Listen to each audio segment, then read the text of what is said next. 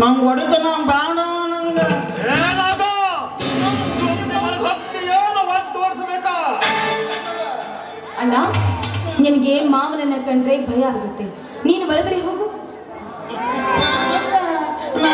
ಹೋಗ ನಂಗೊಬ್ಬ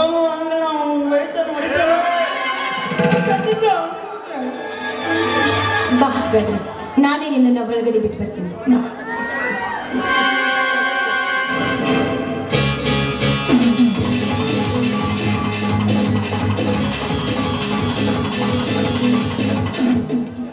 ಕುಳಿತುಕೊಳ್ಳಿ ಮಾಪ, ಊಟಕ್ಕೆ ಬಿಡಿಸ್ತೀನಿ. ಹಾಗಿದ್ರೆ ಏನೋ ಸ್ಪೆಷಲ್ ಆಗಿ ಇಟ್ಟಿರ್ಬೋದು ಅಲ್ವೇ ತನಕ?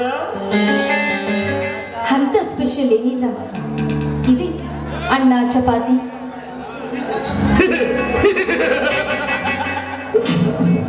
ಬಹಳ ದಿನದಿಂದ ಕಾಮದ ಹಸಿವಿನಿಂದ ಒದ್ದಾಡುತ್ತಿರುವ ನನ್ನ ದೇಹಕ್ಕೆ ನೀನು ನೀಡುವ ಅನ್ನದಿಂದ ನನ್ನ ಹಸುವು ಎಂಬುತ್ತದೆ ಎಂದುಕೊಂಡಿದ್ದೀಯಾ? ಅಂದ್ರೆ ನಿಮ್ಮ ಮಾತಿನ ಅರ್ಥ? ಹಸಿದುಕೊಂಡಿರುವ ನನ್ನ ಕಾಮದ ದೇಹಕ್ಕೆ ಈ ನಿನ್ನ ಮುದ್ದಾದ ದೇಹವನ್ನು ನೀಡಿ ನನ್ನ ದಾಹದ ಆಸೆಯನ್ನು ತಲ್ಲಣಗೊಳಿಸಬಾರದೆ. ಬಾಯ್ ಸ್ವಲ್ಪ ಬಗೆಹರಿದು ಮಾತಾಡು. ಮಾವನೆಂಬ ಮಮಕಾರದಿಂದ ನಿನ್ಗೆ ಮರ್ಯಾದೆ ಕೊಟ್ಟು ಮಾತಾಡಿದ್ದೇನೆ.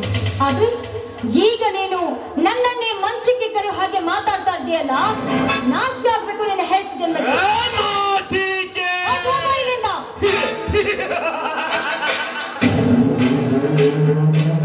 ಕನಕ, ನಾಚಿಕೆ ಆಗುತ್ತದೆ ಎಂದು ಊರಾಚೆಗೆ ಕುಳಿತುಕೊಂಡಿದ್ದರೆ ಇಂದು ಈ ಭೂಮಿಯ ಮೇಲೆ ನಾನು ನೀನು ಹುಟ್ಟುತ್ತಲೇ ಇರಲಿಲ್ಲ.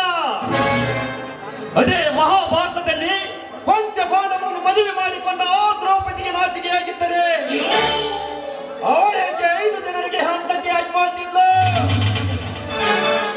ನೋಡು, ಈ ನಾಚಿಕೆ ಎಂಬುದನ್ನು ಬಿಟ್ಟು ಹಾಕಿ ಒಂದೇ ಒಂದು ಸಾರಿ ನನ್ನನ್ನು ಬಿಗಿದಪ್ಪುವ. ಬೇಡ ಮಾವ, ಬೇಡಿ, ದಯವಿಟ್ಟು ನಿಮಗೆ ಕೈ ಮುಗಿದು ಬೇಡ್ಕೊಳ್ತೀನಿ. ಇಂಥ ಕೆಲಸಕ್ಕೆ ಮಾತ್ರ ಕೈ ಹಾಕಬೇಡಿ ಮಾವ. ನೀವೇ ಇಷ್ಟು ದಿನ ನಮ್ಮನ್ನ ಸಾಕಿ ಬೆಳೆಸಿ ಈಗ ನೀವು ಇಂಥ ಕೆಲಸಕ್ಕೆ ಕೈ ಹಾಕೋದು ತಪ್ಪಲ್ವಾ ಮಾವ? ತಪ್ಪು. ತಪ್ಪು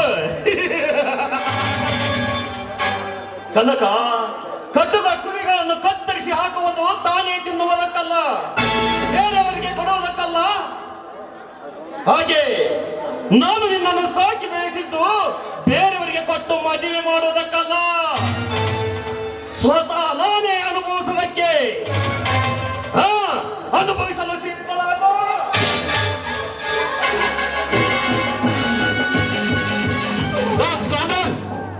ಬಿಡೋಣ. ಏನು ಚಾನ ಮಗನೇ, ಈ ಚಕ್ರವರ್ತಿ ಸರಸ ಸಂಲಾಪದಲ್ಲಿ ತೊಡಗಿರುವಾಗ ಅದನ್ನು ತಯಲು ಬಂದ ನೀನ್ಯಾವ ಹುಚ್ಚನಾಯಿ ಮಗನ ಮಗ? ಮುದ್ದಾಳ, ಬಲವಂತವಾಗಿ ಒಂದು ಹೆಣ್ಣಿನ ಮೇಲೆ ಅತ್ಯಾಚಾರ ಮಾಡ್ತಿರುವೆಲ್ಲ, ಮೊದಲು ನೀನ್ಯಾವ ದೊಣ್ಣೆ ನಾಯಕನೆಂದು ಮಗಳು?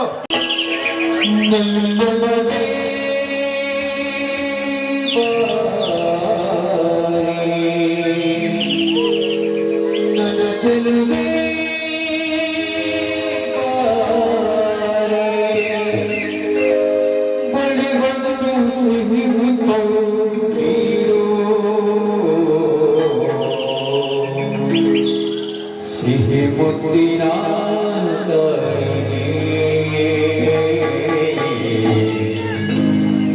ಕೊಡುವಾಯನ ಸವಿಹರಿ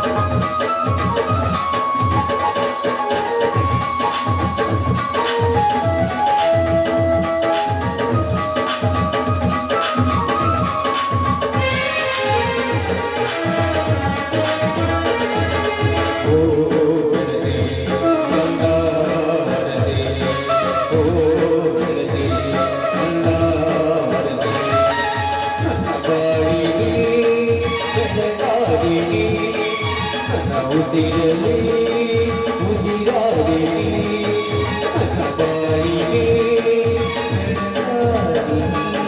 ನನ್ನ ಉಸಿರಲಿ ಉಸಿರಾದೆ ನೀನು